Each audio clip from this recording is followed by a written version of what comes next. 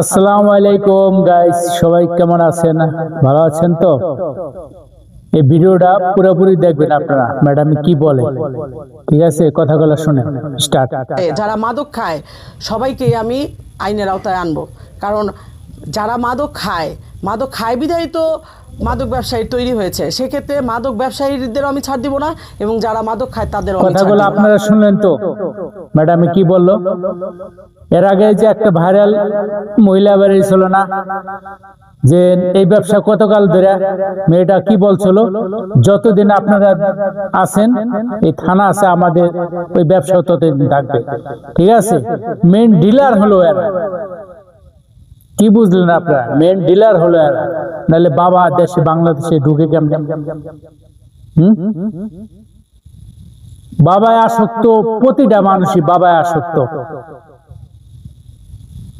তো ভালো থাকবেন সবাই, আসসালামু আলাইকুম।